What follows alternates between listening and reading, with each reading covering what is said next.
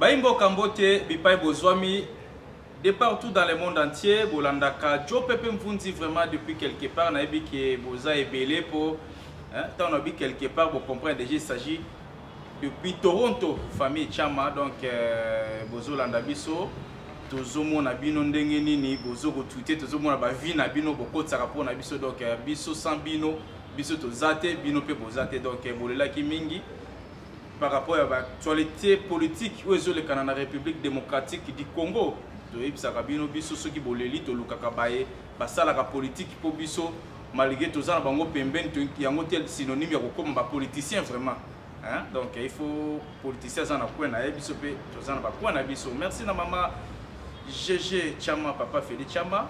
Merci na Kati Kanchama depuis Lubumbashi. Toyoka Kimbena Simon Kozo Salama entre yo na gouverneur Kiabula vraiment to sentir vraiment gouverneur Tika Mama Katika Nchama Kimia, ceux qui a dénoncé à sa collègue non politicien, ceux qui a dénoncé insécurité na moni ke mabezate ya sungi peyo oui ba quand même point ni no insécurité zali donc papa gouverneur Kiabula vraiment Tika Mama Kimia azande konayo lukaibo solo la ndenge ya kati to zo banga po to boyi mama to ka o alala ki alamuki te donc biloko wana vraiment kotika nanu eza moment fachi moment makamu susu donc gouv donc tiens on a scène de konayo soka dénoncer quelque chose mona ebobeta kati donc il s'agit de maman kati quand chama aza en insécurité donc depuis Lubumbashi donc il faut utaki asila ko dénoncer insécurité moko donc kuna ya kosakana te pour na saboter ka pouvoir ya Félix Antoine Tshisekedi. Merci vraiment na bazo ko assister biso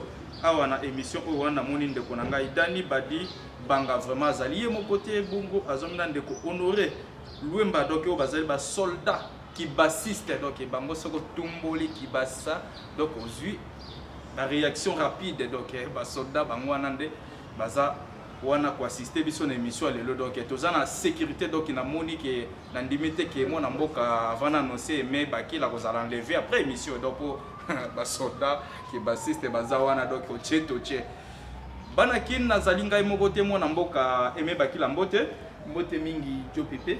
Vraiment je rappelle qu'azali moko ya ba cadre ya IDPS Kibasa donc ils ont bon na 12e ri donc boyebi ke bolandaka mingi mo na mboka na ebité ngana lingaka mingi bino mobo se présenter pour ba msuba la mais nos présentants qui est bien té ndeni ba lesio kaniaka pour présenter bien té na ebité ba bazolanda yo depuis Toronto bazolando depuis États-Unis vraiment na moni bande konangai Dieu donné kuna bazolanda yo o se présenter kombo nangai Aimé Bakila bazali moko ya parti ya UDPS Kibasa qualité nangai eza conseiller politique voilà na beaucoup ces présentations nangai. Merci beaucoup kolanda présentation na ye vraiment donc ye wana ndenga na présenter qui est tozo betana ye masolo ya disparition ya ndeko juge président Joseph Yani donc etobeta masolo nandeko Aimé Bakila au moko IDPS Kibasa ndengini bango bayambaki sangwango awana IDPS Kibasa pe chance ni bazo pesa na procès Vital Kamerhe et les consorts est-ce que va continuer tout pour ceux qui comme azali juge président yenda zali lokola mutu ya train awa zali te se ba wagwe ko poussana bien ambiance pour bande pour vivre ngo na RTNC c'est beaucoup revivre ngo le sur le 3 juin pour maman mi da kozala wana ande to kapena ande ko soraya puis ana ba kozala wana donc peut taper masolo ya destitution ya Jean-Marc Kabund Kabund aza moko bongo représentant ya cash donc représentant ya cash IDPS Kibasa IDPS Tshisekedi tata moko maman moko donc to Rolanda bongo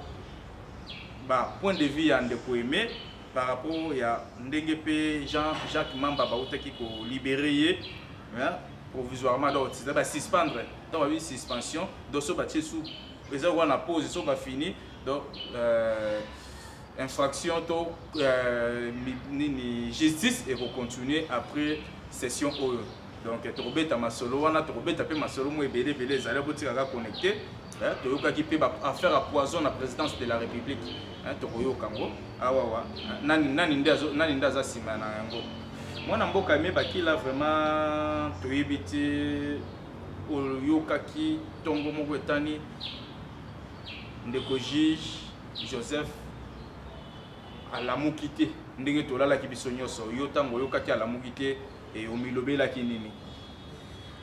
Vraiment ndeko journaliste eza sango moko ya pasi na ba oyo nyonso bazolanda biso na osenga esika bozali soki tokoki kogarder une minute de silence en mémoire ya mwana mboka Raphaël oyo azalaki juge ya tribunal.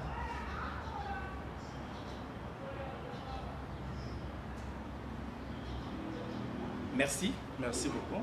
En fait, ndeko pepende na ocho ebisa yo wana eza pasi na motema.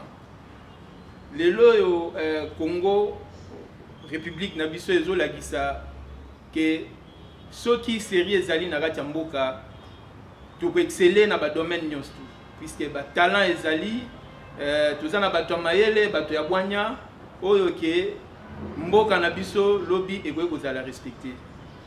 Fort dommage talent de quoi la kisi ba qualité na ye na kati ya musala na ye et pesi susu ba jeune bazoya posa ya kosala école de droit mais malheureusement banguna basilité les loyo akoyi de manière subite pour ngai eloko na oloba depuis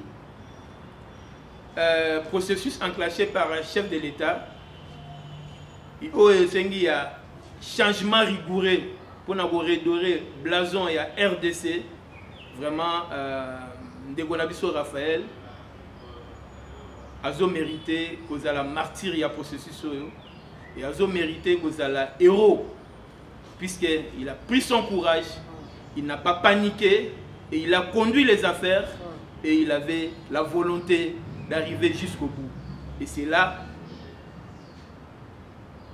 aussi aux yeux de tout le monde et comme les séances étaient publiques et télévisées. Vraiment, la République vient de perdre quelqu'un. C'est vraiment dommage. Torolo Baboé, ceux qui sont morts naturels, paix à son âme. Mais s'il y a encore des ennemis du peuple qui sont encore dans les salles des zones, je crois qu'il est temps qu'ils cessent, puisque la République n'a pas besoin de ça. La République a besoin de valeurs pour réellement remettre notre pays dans l'orbite de développement et donner l'espoir à cette jeunesse qui a tant souffert. Et aujourd'hui, nous déplorons les Koulouna. Mais c'est puisque tous les mécanismes ne rassurent pas. J'ai dit qu'il y a lieu de cesser avec les anciennes habitudes. Ndeko Aimé Bakila, vraiment, na zoaki mutuna moko depuis Ottawa. Wana na moni Jean Kabiona Mukenda tuna kinga boyalobi. Ndeko yokola okoyamba wana surtout le baki ya zamoko pe ya IDPS. Ndeko Jean Kabiona Mukendi Ottawa atuni chance nini bozo pesa na suite ya procès wana po procès zalaki na ambiance ndenge bango bande kolanda ngo kuna mais subitement mutu ya train akwei chance ni bozo accorder est-ce que vérité kozala est-ce qu'ambiance to bande ko revivre peu comme le kola na tellement série télévisée mais pour na kaka ndeko Trezeguet récupérer affaire ali condamné. Donc je crois que les chances restent encore intactes puisque naebi que eza procès à République eza procès oyo ya mutuya oyo peuple congolais azozela ayeba ndenge nini osila. Donc quel que soit muto bakotia na ndimite ya ko s'hazarder pour à déranger battante nyonso population azozela. Et celui-là si il est remarqué ainsi na ndimite ke tokoti la est tant ebelé na présidence ya tribunal wana. Donc je crois que l'action qui vient d'être menée pour le défunt Raphaël, je crois que ça doit plus révolter ses collègues pour réellement donner une bonne image de la justice comme l'a tant décrié le chef de l'État Félix Antoine Tshisekedi. Amboka Toti Kolandayo, tout le monde na les réseaux sociaux ndenge batu bazolo bakeno caméra ndaza simanango alobaki na kocha moto je vais mettre les faits aux Holanda réseaux sociaux vraiment to linga to zo précision wana yopé makanisi no zandenge ni selo yo tango yokaki je vais mettre les faits na kocha moto na lingala na ebité yopé take politicien moko pe ya analyste okocha moto et to moni sibitima 2, 3, 4 jours, j'ai président l'amour quitté. C'est lui qui a moto. Vraiment, Joe Pepe, tant que il y a président, il y a tribunal, ils n'ont moi pas si. Bon, Koloba, je vais mettre le feu. C'est vrai qu'ils ont engagé Karamuto Tangi Kombo, donc président Caméré. Comme il y a le Biacha à mettre le feu, je ne pense pas que la population congolaise a cédé à l'intimidation. Donc, je pense qu'il y a une certaine hauteur. Je ne sais pas s'il en avait dit pour des raisons que lui-même maîtrise, mais je ne pense pas que ce soit une bonne option, puisque la démocratie a ses exigences et tout le monde est soumis à la loi. Il n'y a personne, et surtout, comme le chef de l'État n'a cessé de le dire, pendant son mandat, il n'y aura jamais des intouchables. Donc, tout le monde doit répondre de ses actes devant les juridictions compétentes. Mettre à feu, nous sommes habitués à des discours politiciens. Donc je pense que l'air n'est plus dans le discours, ou soit l'air n'est plus dans l'intimidation. Je crois que la République a besoin de se développer et la République continuera à faire son travail. Et il appartient à chacun de nous, à ce qui lui concerne, à ça la Oyo Mosale et Sengeli Poke Mokili et Kendeli Bosso, et non c'est laisser faire dans l'intimidation, il y a qui que ce soit. Depuis les États-Unis, na moni mwana mboka Niao fils, pour la boka ngabo, ayebisenga na tuna po bazomona na ba réseaux sociaux, ba musu bazosenga est-ce que boza na vidéo place mwana mboka fait mwana mboka Vital Kamerhe azolo bakeno akotia moto. Je vais mettre le fait est-ce que boza na vidéo wana po ndenge saliye mutuna tunanga na tuna yango wana est-ce que boza na vidéo wana ndeni boyoka ki yango po ba musu ba yoka ki yango te. Donc, en réalité, je suis de ceux-là aussi qui n'a pas suivi.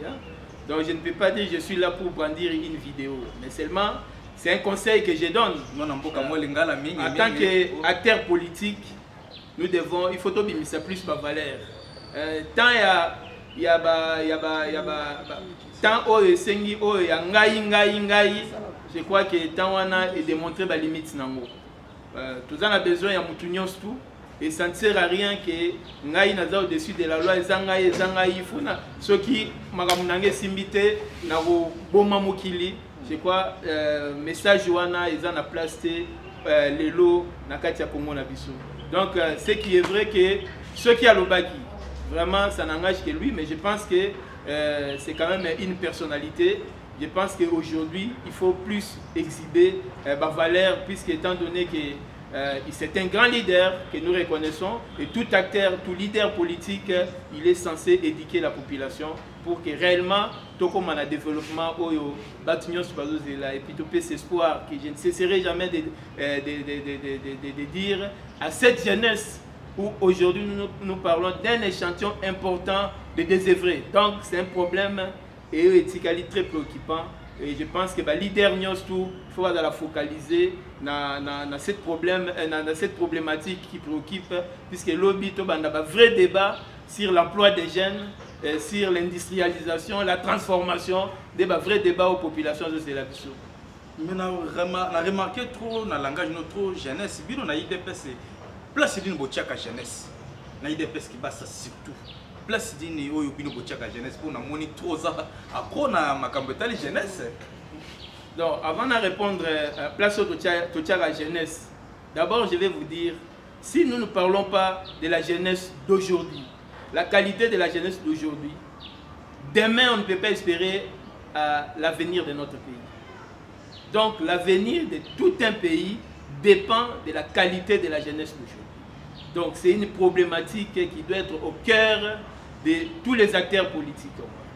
Alors nous avons une UDPS. Nous avons un commentaire au Salate.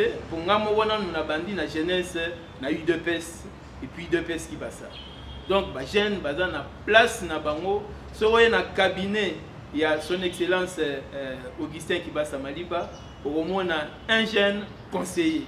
Sur un parti, au moins un jeune organisation na bango indépendante, étant donné que baza branche spécialisée.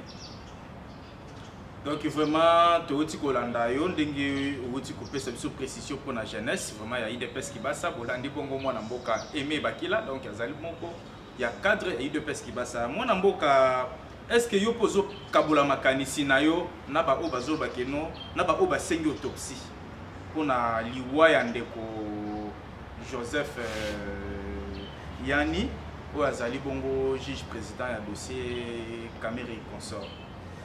Pour te regarder, je suis qui va assassiner, je suis là qui a sanzaki et alia qui bitabe, a sentiment ya mwindu, tout ça comme dans l'hôpital, azaki déjà beaucoup fa, mais tout le monde quand même bande comme sous ba 5 autopsie pour te remarquer que ba lobby, ndenge to yo kapo biso to ya ko tuno ba lobby, hein, biso to zana to botara makamute ba lobby que non, bino ba ya IDPS, utinda ki ba combattre ba kendo sala mobulu na résidence ya ndeko juge, donc na habité ni no ko loba na demituna na tuni autopsie bongo ko taper par rapport à ndenge zo loba makeno otinda ba combattant ba kendo sa mobulu kuna donc récupérer affaire boutique affaire ya décision Jean-Marc Kabunde bo dingo s'accrocher na bourgeois base na liwa ya ndeko Joseph. Donc naza vraiment partisan ya ba oyo baza ko senga autopsie. Je crois que c'est une demande officielle na instance compétente oyo selon ndenge tolandi. Donc on a vraiment partisan na processus ya autopsie au basengi et que cette fois-ci on a même plus loin et que après autopsie wana ba pesa biso résultat. Je crois que ce serait très important que la population a un résultat ya autopsie wana. C'est quand même un fils digne à Koufi na o babenga na lopoto na champ de bataille. Donc, les 4 exercices, il a fonctionné, où il a prouvé de quoi il était capable. Et ça rassurait, et ça donnait quand même confiance à l'institution judiciaire pour dire qu'on peut commencer à croire en notre justice. Donc, ça vaut la peine que la population soit mise au courant de l'autopsie qu'il y aura, puisque si c'est une mort causée par les ennemis du peuple, mais je crois qu'on doit mettre fin à cette habitude qui n'a pris les corps pendant des années. Et aujourd'hui, les Congolais n'en ont pas besoin. Aujourd'hui, les Congolais ont besoin d'une compétition loyale qui doit concourir au développement de notre pays. Nazana mutuna moko awa donc soko mo nazo tura mituna ko nazo zongo na WhatsApp vraiment bande ko Filti musique internationale bazolandanga quelque part vraiment depuis rond-point Ngaba. Vraiment ndeko Belmondo président Belmondo a tenu à lobby awandeko akufi procès ko continuer toté et ko continuer ndenge nini nani akwa remplacer oya akufi. Bon, j'ai naza juriste été, hein, mais c'est que nous toyebi en tant que bateau yo balandaka makambo politique, donc on va changer un autre président pour conduire affaire wana ou soit composition et changer. Mais on a plus la juridiction compétente à éclairer biso dans les jours qui suivent. Moi na mboka décision Jean-Marc Kabunda Olanda Kiango et to sola kino avant décision des institutions et Olanda Kiango na ni no ko lo bana na ndenge elekana ki wana bongo to kota de Jean-Jacques Mamba. Oui, puis destitution. Soi-disant destitution, il y a président Kabund. Non, mais ils ont étonné bissoté. Et si vous remarquez, il y a un à mettre reprise. Il prédisait que tout pouvait arriver. Puis c'est un combattant, hein, quand même de premier rang. Donc, seulement ce que nous retenons dans Elokwana, les partenariats, tout ça là. Donc, ils ont quand même un signe oyoyo, toujours déploré. Est-ce qu'il y a. C'est un partenariat véritable? C'est ça, les questions doivent être tournées autour de ça, puisque toujours, oh non, ils ont la coalition, ils ont autour de. On ne doit pas personnaliser la coalition, et la coalition reste intacte, ce sont les chances. Et je crois que des leaders, il y a coalition, d'une part le président de la République et d'autre part M. Joseph Kabila. Je crois qu'ils ont toutes les informations. Mais seulement ce que nous devons dire aux amis qui se disent, qui se réclament nos partenaires. Mais ce n'est pas vraiment moi lingala. Voilà. Donc, toujours le FCC, oh baza se réclamer à longueur de journée, baza va partenaire na biso. S'ils sont sincères. Mais ils ont dicté sur ligne de conduite. Je crois s'ils savent la signification, il y a partenariat d'un partenaire, donc ils ont dicté sur ligne de suivre ou ligne de conduite à suivre. Jamais un partenariat ça la maboité. Un partenariat ligne de conduite. Un partenariat, quand il y a un problème qui s'oppose, vous vendez la table, vous regardez, vous parlez. Hein? Mais ce n'est pas que Bino vous vendez. Allez, vous vendez, vous commis qu'au dicté. Non, ça, on est. Donc on dit Magayango à Tamoukete. Mais moi, tout le monde qui avant quand même décision Jean Kabunda, moi Namboka Janine Mabunda, Bayamba qui est pas un déco Félix Tshisekedi. Mais Félix a yambi Janine Mabunda, mais si vite tout le monde qui Kabunda Koué, je m'excuse vraiment, Augustin Kabouya, Kabunda Koué. Est-ce que Ezali modo de te président Félix appelle ça qui na Janine Mabunda? Pour Bakutani quand même, mais comment Koué? Ou soit Abayokana qui Moussousou, Koué ça Jean-Marc Tété, Koué si pour manque de respect à chef de l'État. Donc ce que vous avez c'est que ça il faut à respecter le mot de chef de l'État. Vous savez, la personne des chefs de l'État, Oyaébié, c'est quelqu'un qui est respectueux, n'a parole. Et c'est quelqu'un qui n'aime jamais influer, puisque c'est lui-même qui est l'animateur de la machine à démocratie. C'est vrai, nous avons vu, il a reçu Ayambi, mais nous savons, si tu as la mémoire courte, si Batuto Balanda qui mende. Il a dit aux gens qui mot d'ordre, il y a protéger Kaboum. On a l'ingénieur Wandingisa. Ndingisa va protéger Kaboum. Le peuple congolais a dicté. Le peuple congolais a dicté. Mais je pense qu'il appartient aux partenaires FCC.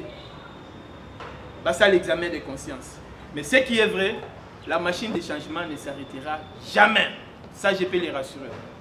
Voilà, c'est que beaucoup ça peut quand même raison dans des coffres. Le pot le bail que non vraiment les balles wana eza les balles ya mabe. Wana na moni beaucoup ça peut yo beaucoup ça peut quand même raison dans des coffres. Martin Fayulu m'a dit vraiment depuis ça moi Congo et Kiminga pour Mikolo azoyo kana penza mingi te président Martin m'a dit de place aux États-Unis pour bambo tebele na éviter ça quand même m'a dit Martin Fayulu a raison pour boya qui les balles wana c'est venu les balles beaucoup pour na beaucoup mambo asimbo lelo yo na éviter ni no polo ba donc ça Martin Fayulu raison oui ah pour le baki yango mais lelo to komi ko vivre yango ah donc affirmation ya matata mais lelo na voye bisayo ceux qui bat bazan na vrai mariage na FCC Zalamuka. Vous êtes dirigé par Fayulu. Et ça, la mukandengin mariage en dengin. Pour y avoir tout le monde a été bien bino to ebi que n'a pas mis kande ba komara FCC cash. Maintenant tout le monde a FCC la muka cash. Hein moi la zongeli ya mo lisusu ko ça. Na zongeli ya mo zo ba biso wa. Na zongeli ya mo lisusu. Ce qui lelo bato bazan na vrai mariage na FCC iza la muka. Na ndenge nini? Biso toza na mariage na FCC. Mariage au Babengi des fêtes. Voilà où un aspect. Biso, c'est la constitution qui nous a imposé ces mariages. Et c'est au grand jour que nous négocions. Mais qu'est-ce qu'on peut retenir de nos amis? Et à chaque fois, d'ailleurs, pour preuve, si Kaboun aujourd'hui est destitué, l'action est provenue de qui? N'est-ce pas de la Mouka? À l'occurrence, à l'occurrence, à l'occurrence, à l'occurrence, à l'occurrence, à l'occurrence, à l'occurrence, à l'occurrence, à l'occurrence, à l'occurrence, à l'occurrence, à l'occurrence, à l'occurrence, à l'occurrence, à l'occurrence, Non, je ne cite pas les noms, mais je te dis, c'est Lamuka qui est... La vérité, il faut citer les noms pour que tu aies la mémoire courte. La mémoire courte, tu sais, puisque l'action, tu peux parler même de la flagrance et action. Donc, l'action, c'est un nom déjà, voilà. Voilà, l'action, donc, l'action provient de Lamuka.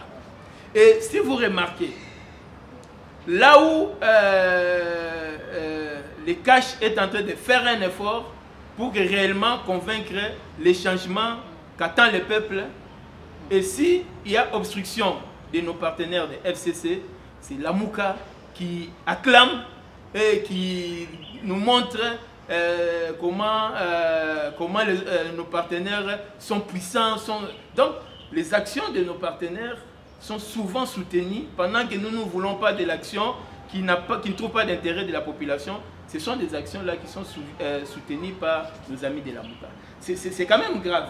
C'est là où Tozolo Babouéki, les Congo et Alelo, tous ceux qui voient, qui se réclament des changements, je crois, en dépit, donc malgré la différence, mais il faut y en avoir réellement, Sokolo, Pagala, bango vraiment balingi changement, bien que divergence c'est ça.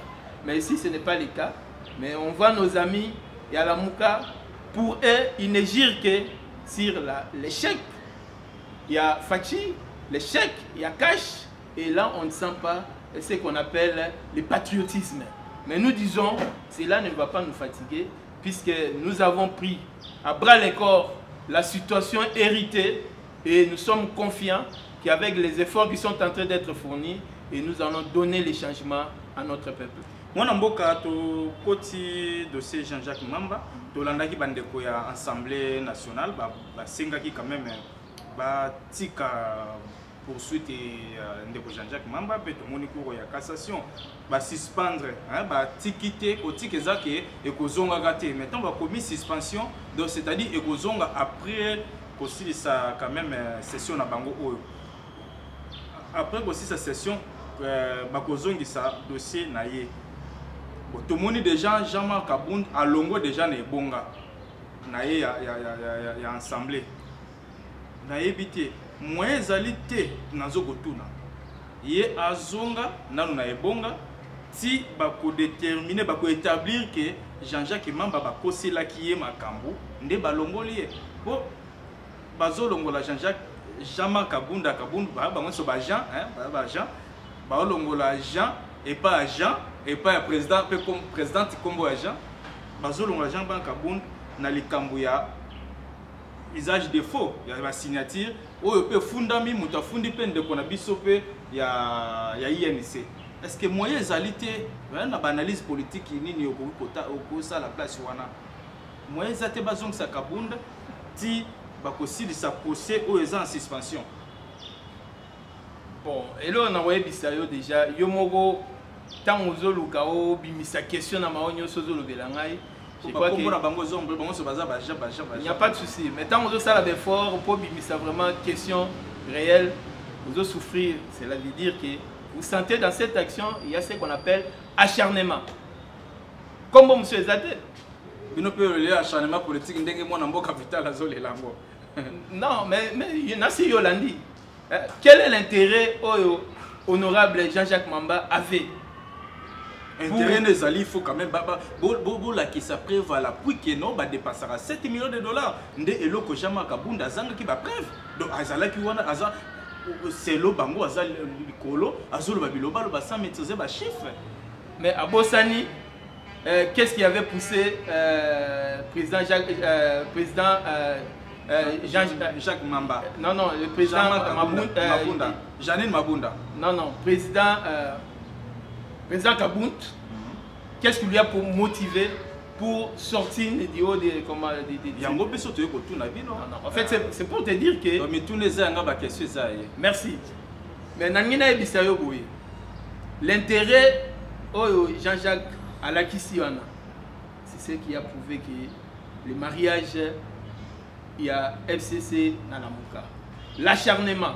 Vous savez, les loyaux, Togolo Bagé, président Kabound, il avait raison, puisque Cour constitutionnelle directement adopté logique oyo yé à souscrire. Ça veut dire qu'il n'y a pas eu congrès comme les autres le prétendaient. Mais je pense que l'action de l'honorable Jean-Jacques Mamba pouvait, comme il voulait éclairer l'opinion, où il devait avoir des informations. Ça devait être plus orienté pour savoir réellement combien coûtait un congrès, ou soit faisons l'audit pour savoir les réalités.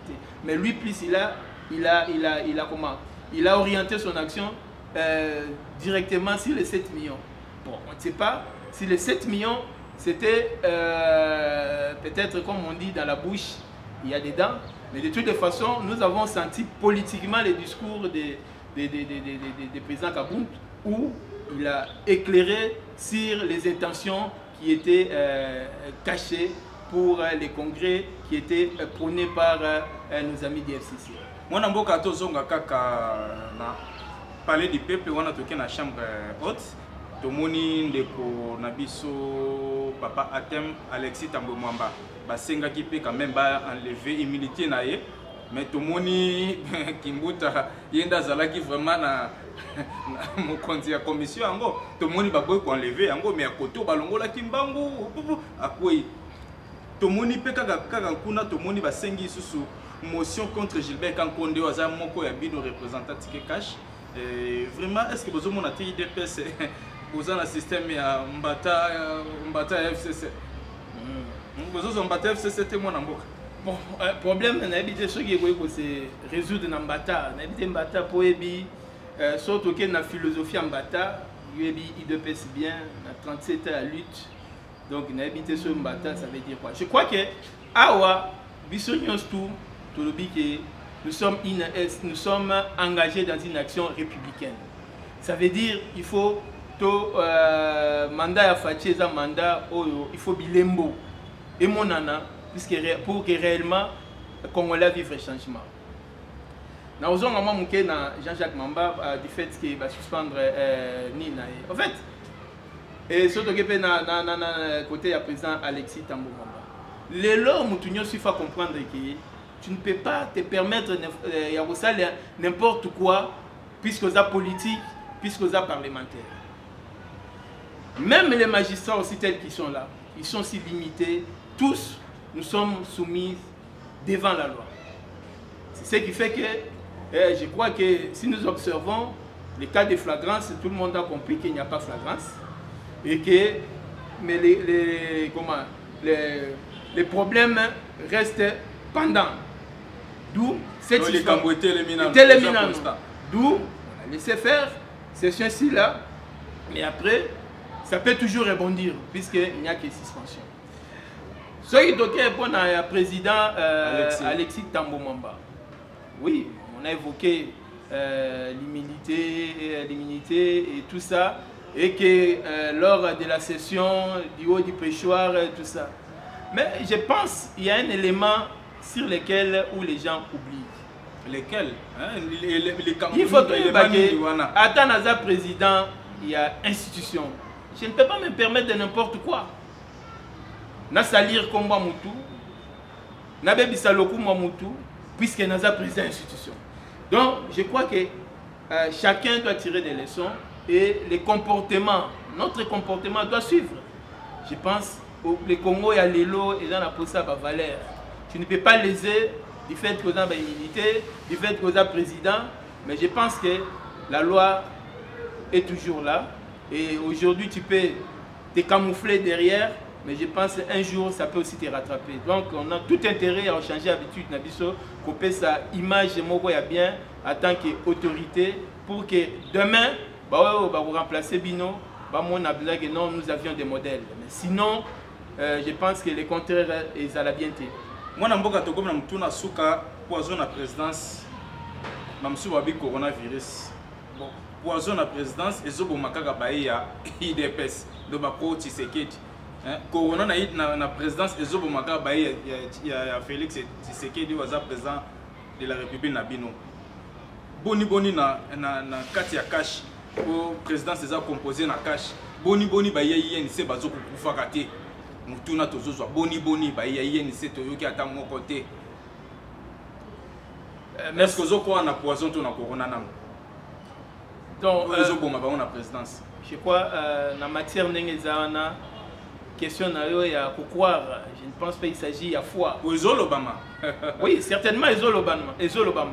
Mais ce qui est vrai que toujours déploré, hein, ça fait quand même trop mal. Collaborateur proche, il y a président. Et toujours dans la situation de près, et nous restons très très vigilants. Mais si ce sont des morts, si ce sont des morts dirigés, je me dis, c'est encore déplorable. Je crois bientôt là, tu vas dénicher commanditaire, mais ça ne serait pas bon.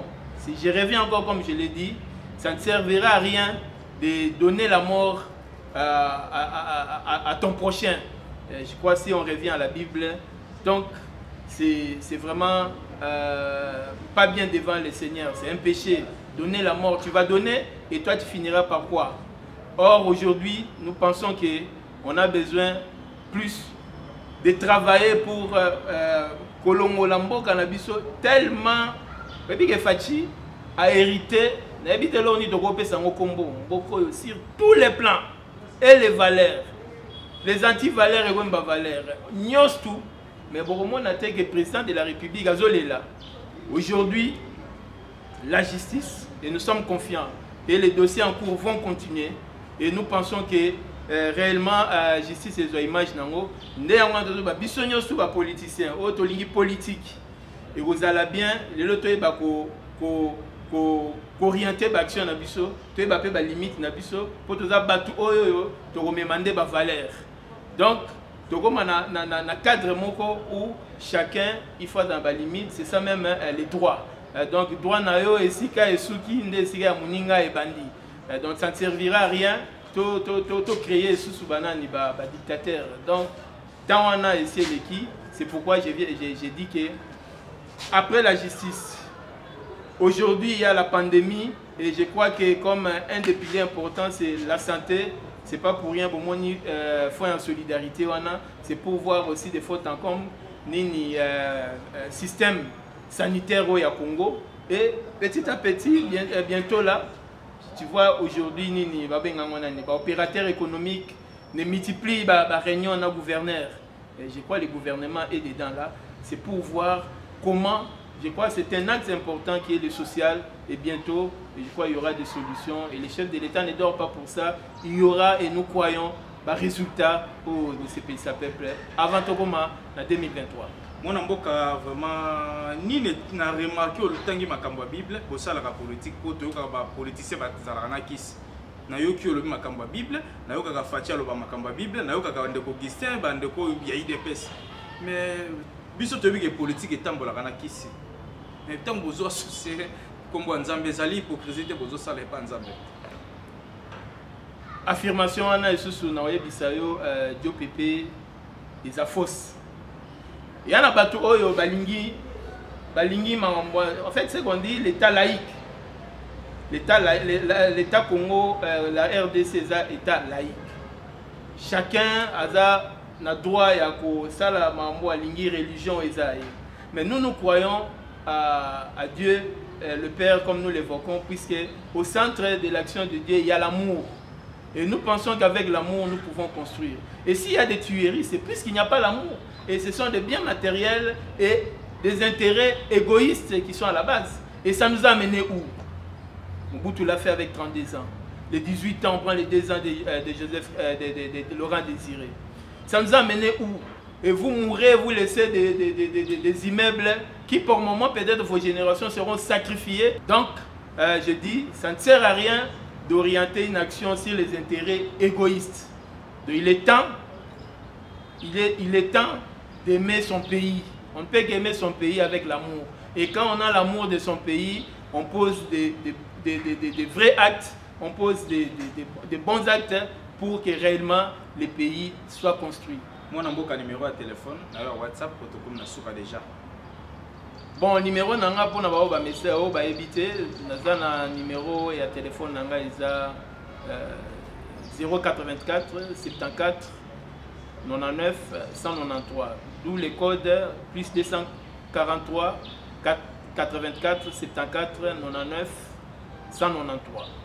Merci Baimboka Obozala qui connecté na RDC Source Info pour na kolanda mwana mboka Aimé Bakila présentateur Zaki Ngai Jo Pepe Mvunzikiama ba propos na ye etali kaka ye enga ba propos nanga etali ba politicien o ba évoquer ngo na ba média na bango pona lizoka ba propos na bango ndé na kotuna ye donc ba propos nanga etali ba politicien o ba évoquer ngo po ba son pesa hein donc nazara ba bref donc pièce sur pièce. Donc comme on a souka vraiment tikana remercier ba nyonso bazala ki kolanda biso depuis Ottawa. Merci na président Jean Kabiona Mukendi vraiment zala talaka kandenge hein au salara biso bo partager be mission kende partout dans le monde entier pour na kosunga kaka musala ya visibilité pour na mboka. Merci na ndeko Fiston Niao pour la Bokangabo hein 50 musique internationale.